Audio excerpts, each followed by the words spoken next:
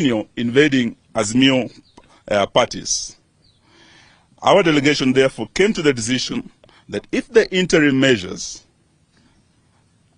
cannot be guaranteed, there would be no need to move into substantive issues.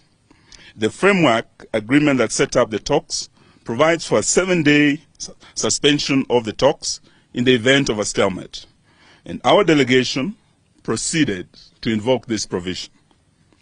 If at the end of the 7 days we will not be able to resume the talks will be considered to have collapsed. A number of other issues have emerged from the talks. One is that the Kenya Kwanza side is essentially several teams in one. The members are answering to different bosses and are not moving in the same direction.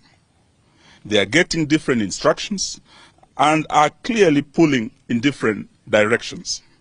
Secondly, Kenya Kwanza has no clear direction on whether the talks should proceed or not. Deliberately, they have no clear direction from Mr. William Ruto on how to proceed. 3, Kenya Kwanza sees the talks as a process of managing the political situation, calming down the political temperatures, and continue with business as usual. 4th, the destabilization of the Jubilee Party is a do-or-die agenda, sponsored by the highest level of Kenya Kwanza leadership, whose aim is to ensure Kenya Kwanza obtains a super majority in parliament and amends the constitution, removes presidential term limits, abolishes devolution, and removes the independence of constitutional commissions and place them as part of the presidency. Kenya Kwanza also wants to remove the necessity of parliament approving every tax measures and wants to give the president power to impose some taxes without always having to go through the finance bill for every increase. In light of the above, we state as follows. 1, we endorse the decision by our delegation to walk out of the talks.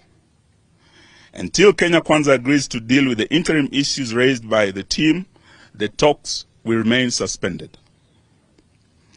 2, the issue of opening the servers, cost of living, cessation of attacks on Jubilee and other political parties are not negotiable. 3, we recognize the resolutions of our affiliate party, Jubilee, reached at the party's Special National Delegates Convention, including the change of leadership, which must be taken as final.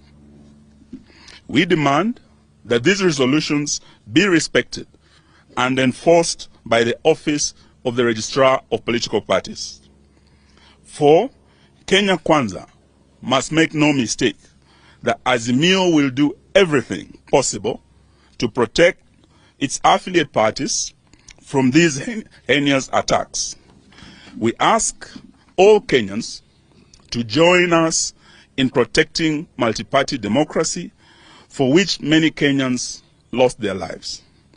5, all Jubilee Party members of Parliament who have crossed the floor and joined Kenya Kwanza must go for by-elections.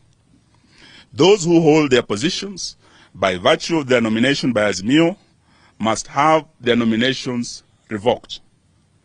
The Registrar of Political Parties, Mrs. Anne Deritu, must leave office in view of clear manifestations that she has been co-opted into partisan and illegal schemes by Kenya Kwanza to cripple instead of protecting political parties. Anne Deritu no longer enjoys the confidence of her clans, who are political parties, and whom by her mandate she is supposed to strengthen, not to weaken as she is doing. The meeting resolved and has given authority to our team in the by-partisan talks to issue a notice of dissolution of the talks in the event that Kenya Kwanza will not publicly accede to the interim measures within 6 days, in line with the provisions of the framework agreement. This notice ends on Tuesday, next week. Thereafter, the Azimio coalition will communicate our next course of action at our PG.